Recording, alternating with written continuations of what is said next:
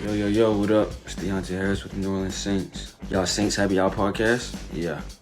No bueno, not good. Y'all Saints takes. It's just awful. And I think it's because the drinks that y'all be drinking be having y'all a little woozy and y'all be forgetting like what team y'all talking about or something. I don't know what it is, but we gotta figure something out because it's bad.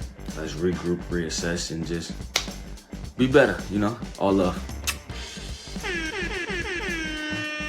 All right, everybody, welcome to a special edition of the Saints Happy Hour podcast. We're going to start doing this once a week where me and Andrew are on YouTube previewing the Saints' weekly opponent, going over Saints news. And patrons, if you are a Saints Happy Hour patron, of course, you will get the audio-only version, but no one else will. Andrew, today, Saints, a lot of news. We got an injury report that was both very good because the Saints were almost at perfect health, but also very bad because they added Jameis Winston with an ankle to the injury report. Listen, people are going to see this. We don't have Thursday. We don't have Friday. But as long as Saints, the people on this list don't go backwards, even though a lot of them were limited and the rib was the injury du jour, but as long as people don't go backwards and go from limited to don't practice on Thursday and Friday, I feel really great about where the Saints are health-wise, at least, going into Carolina. Well, perfect attendance is great, but, more importantly, Jameis practice because we know he's banged up. And the ankle thing, now remember, he had some ankle issues in training camp. He sprained his ankle. So that sounds like maybe potentially residual from that, and maybe he aggravated that injury a little bit. So that's something to watch because he's already dealing with the back. But having Kamara back, having Paulson Adebo back, those are the two big ones. And I think as well as the defense played last week against Tampa, you add Adebo to the mix, that just supercharges them even more. So, and obviously Kamara is a huge deal offensively. So those are all huge positives, I think. Yeah, it is a huge positive. And the thing with Carolina, as we look at this team, they are dreadful. And I have said, and people who disagree with me, there's a decent shot that Matt Rule's going to get fired. And their offense, Andrew, like every stat you look at, it gets worse. You can go overall. They were 1-25 when their defense allows 17 more points. That's dreadful. They've lost 9 in a row. That's dreadful. But they're last in third down conversions. Baker Mayfield is last by QBR. This offense for the Panthers is dreadful, and the Saints should, in theory, with their good defense, be able to control them, and Carolina shouldn't be scoring more than like 20 points, son. If the Saints play next time we do this, I should probably move my yoga bench and my yoga ball and my bench right there. I should probably move that. Not a super professional look, but I guess it's better than your pathetic flag. And hey. My Saints flag, which you can't see because my mic is blocking it, is like 5 times the size of yours. I got the fat heads. But yeah. But look, Carolina's offense, you talk about them being dreadful.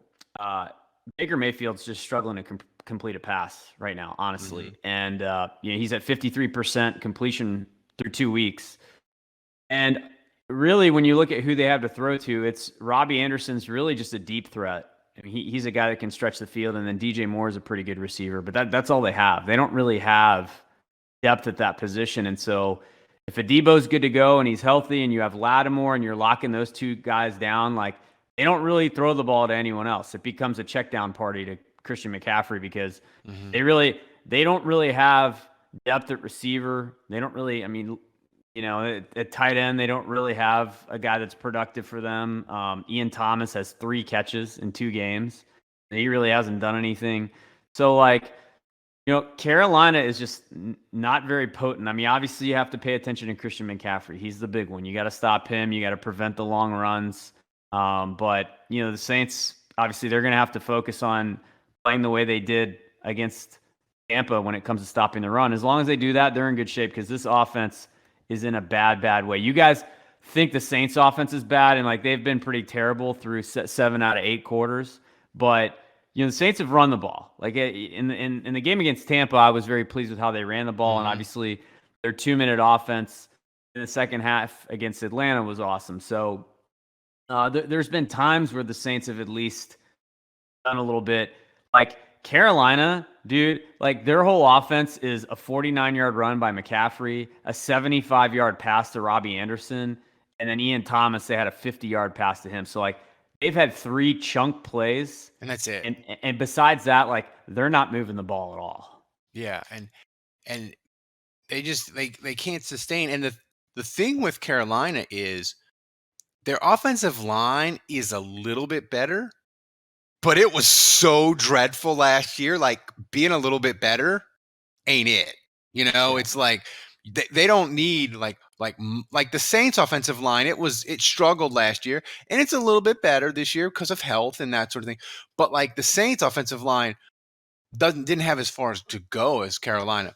The thing that interests me with this Carolina game, Andrew, is, and I want you to explain it because you break down the Saints tape and player grades better than anyone, is we know the Saints are struggling in protection, right? And Dennis Allen said, look, our offensive line blocking was good except for the couple of breakdowns that we had, and they feel good about the protection. But if you're the Saints, how do you make things easier for Jameis Winston, easier for Eric McCoy? Is it, hey, we're going to max protect and we're going to put in 2 tight ends and we max, and you don't have as many people in the route? Is that how you make it simpler? Or do you spread everybody out? And even though it's counterintuitive, where you say, hey, we're going to spread everybody out. We're going to go 3, 4, 5 wide, and that's going to spread the defense out. And then Winston and McCoy, it's easier to see where people are coming from. What's the way you think the Saints will try to fix, for lack of a better term, fix their communication issues on the offensive line? Yeah, so from a personnel standpoint, they could do more 2 tight end stuff. They have very rarely done that. I'm almost not at all, right? And so if you have Troutman and Taysom Hill in there together, and you have a max protect plan, then yeah, I mean it's simple math. No, spreading it out wide and having 5 guys out of the shotgun, that does not help your protection plan at all. And it's simple math. The more blockers you have, the easier it is to account for a blitzer where you don't know where he's coming from. And look, even if you're spread 5 wide, there's still a bunch of options in terms of where you would blitz from. You could blitz with your linebacker, you could blitz from the edge, you could blitz with a nickel corner or a safety. So you can mix and disguise who you're sending, and you can still absolutely blitz in those spots. And in fact, that can be a little bit more dangerous because you don't know where it's coming from, and you only have 5 offensive linemen to account for those guys. So, I really think that we could see more. Now, the downside, so I think part of the reason why you haven't seen many of those personnel packages is because the Saints like to have Michael Thomas, Olave, and Landry all on the field at the same time. And you can't really blame them because those are 3 weapons, and those are very difficult guys to cover.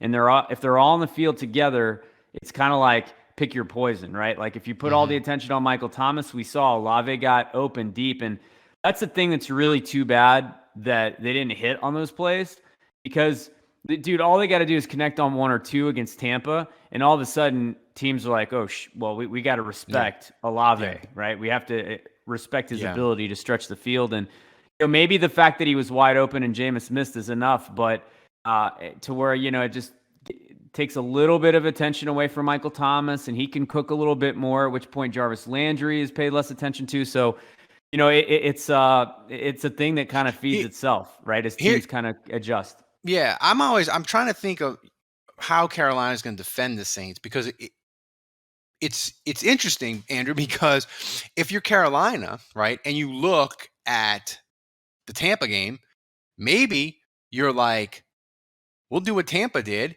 and we'll dare Jameis to beat us deep, right? And he couldn't do it against Tampa. He's hurt.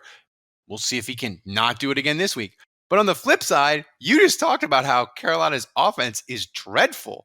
Like if the Saints go out and they hit 2 bombs and Carolina's down 14-3, it might be a wrap for the day and for Matt Rule in Carolina. Like Carolina cannot fall behind by 2 scores. They will be done. If I think you blitz Jameis Winston, but you blitz in spots and you just send one linebacker. You send a green dog, and I mean that was really effective against Tampa, and they got home a lot. So I think what you want to do if you're Tampa is you rush 4, and then maybe you send the 5th guy as a delay blitz. And so that's what Tampa did very effectively. Now Carolina doesn't have the same linebackers. They don't have White. They don't have Levante David. So. They don't have Shaquille Barrett, so I don't know that they're going to be as effective. They have Burns. They do. I mean, Burns is a defensive end, and so, the Saints are going to have a good protection plan for him because that's the one guy you want to pay attention to. He has 2 sacks. The whole team has 4, right? So he has, through 2 games, he has half of their sacks. And you got to have a good protection plan for him. He's obviously their best pass rusher, but if you can control him, they're a little bit less scary. I think Jameis Winston should have time to throw. On the flip side, we've been talking a lot about the lack of sacks the Saints have had. Mayfield has been sacked 6 times in 2 games. So if this is a game where maybe you get a few more sacks, and the Saints only have 1 right now, just Shy Tuttle has the lone sack through 2 games. I'm hoping that'll pick up this week. Well, yeah, and Baker Mayfield, he's like the poster child cautionary tale of don't draft a short quarterback. Because I look at him, Andrew, and I watched their game against the Giants. He looks like he can't see. Like he I think part of the reason he holds the ball and he's inaccurate is he can't see. And like Drew Brees had this magical power of he couldn't see it, but he'd just be like, okay, Michael Thomas, you're supposed to be at that exact spot. Yeah. I think you're open. I'm just going to throw it and it's going to be perfect. And I don't need to see it, even though I'm on my tippy toes. And so I think that's a struggle with Baker. Like the Saints, I think Carolina is going to try to roll him out.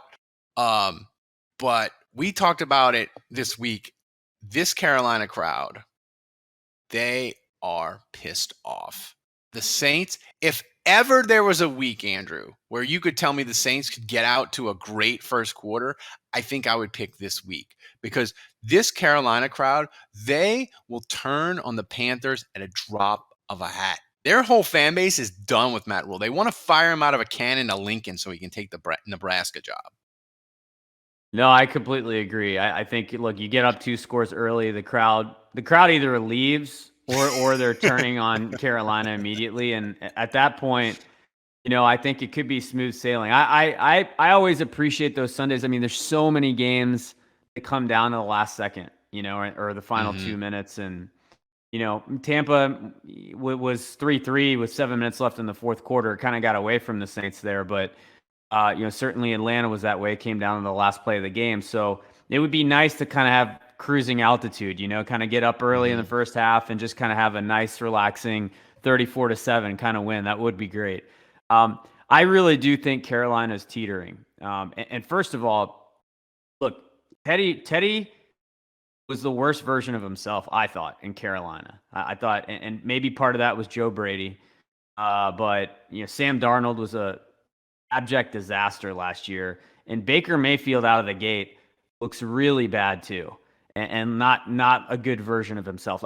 So all 3 of those quarterbacks, I have seen them look better when they were not in Carolina. Well, Teddy is the ultimate floor quarterback where he sort of, whatever the team around him is, he's not going to mess anything up, but he's not really going to elevate anybody, right? Like when he played on that 2019 Saints team, that team was freaking loaded. So he was like, all I have to do is throw to Michael Thomas and not screw it up, and we're going to win a bunch of games.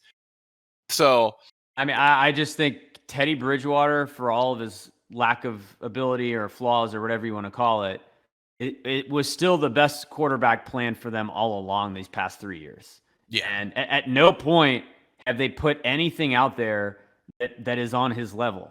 Like, you could call it a mediocre level, average level, call it whatever you want. But everything they've put out there since then has been worse. And when you think about the draft picks that they've given up, the resources, the money, all of it, like it's comical how pathetic Carolina has been. And then also, like, I don't know that they're developing the quarterbacks that well. I don't know that they're putting them in a position to succeed. So this coaching staff has been a disaster. Their offseason decisions have been awful. Mm-hmm. And I just think Carolina is a team that's teetering. It's one of the. So you mentioned 9 losses in a row, and this could be 10. I think this could either be a game for them that rights the ship. If they can beat the Saints, that's a big deal. And then all of a sudden they're on the board. They got to win. And maybe the fans kind of cut them some slack and it builds some momentum. But I feel like if they lose this game, especially if if they lose badly, like Rule is cooked. He's done. He might get fired this week. Yeah. If it's a non-competitive game and the Saints win, I will bet a significant amount of money that Matt Rule is fired on Monday. Yeah, I mean, he might make it another couple weeks. It's hard to say, but he's on the his seat is very hot at this point. Yeah, and the one thing is with coaches is he had to hire Ben McAdoo, and everybody's like, that's a terrible hire, and it probably was. But we saw it with Ed Ogeron with LSU. Like once everybody knows that you're like on thin ice as a coach, assistants are like, I'm not going to be your offensive coordinator. What, for a year, right? So it's sort of like the opposite culture where it snowballs, where like you can't win because you can't get good coaches because they know you're going to get fired, and that gets you fired. Yeah, lack of stability is not like you get coaches desperate for jobs, not coaches that everyone wants to have. Final question, and then I'll get out of here because Thomas, our great producer, he said, hey, we make the picks on the big show, which subscribe to the channel and watch our live stream every Monday. We make the picks for the next Saints game. We make them on Monday before injury reports and more information. So Thomas said, hey, for the YouTube live stream, you guys should decide either do you want to change your pick because of new information, or just say how you feel about your pick. I picked Carolina. I'm sticking with it, although I'm much less I have much less conviction that Carolina is going to win because the Saints injury report has gone so well, except for Jameis with the ankle. So I'm going to stick with my Carolina pick. I'm hoping wrong. I hope I'm wrong. I picked them in the survivor pool. I'll be happy to get kicked out of my survivor pool if the Saints can win. But Andrew, you picked the Saints. How are you feeling? Are you feeling better or worse about your Saints pick? I feel about spot on. I feel certainly a lot of relief that there's perfect attendance at practice, and getting a Debo and Kamara back only makes me more confident. I picked the Saints to win 24-13. I think 13 points for Carolina is about spot on. Honestly, the way the defense is playing and you get a Debo back, if they score more than that, I'd be really surprised. I'm expecting this defense to completely shut them down. And I'm going to be really disappointed if they don't show up and play at that level, because I really do think it's a big mismatch on paper. Offensively, like Jameis Winston's the big question mark. If he can get going and he looks a little bit better, but I also think he has the capability to sink the team all on his own. So, obviously he's going to have to play better than last week, because that was absolutely terrible. That was his worst start in a Saints uniform. So hopefully he can rebound from that. Hopefully, he can deal with the pain management and just what's going on with his back and his ankle. He's pretty banged up right now, and that's a big factor too. But, I think they should be able to put up 24 points. I think they just have to be a little bit more. I talked about that first drive against Tampa, and they only came away with 3 points, and that was disappointing. Obviously, you would have loved to have seen them get in the end zone there. But I love that drive. Yeah. They were running the ball. I saw huge running lanes for Mark Ingram. Jameis Winston would look down the field, but then check down. He had a throw to Tony Jones Jr. I think he had one to Ingram, and he was just kind of checking down. And I'd love to see Adam Troutman get a target. Nothing crazy, a 7-yard pass, but just like, you don't have to go vertical and throw bombs to Olave all the time. Yeah, I mean, it'll be boring kind of, and we'll be frustrated. But if the Saints are in the red zone a bunch against Carolina and are easing out, and it's 6-0. 9-0, 12-3. Like, that's okay. Yeah. And the one thing I will say is, Kamara being back and healthy, if the Saints can run block like they did against Tampa and they have Kamara, they'll have a huge game, because there was at least 2 times, I thought, in the Tampa game where Mark Ingram had really nice runs. I was like, if Kamara was running that play, I think it'd have been 6. So, it is Kamara back combined with the run blocking improvement could be a huge thing.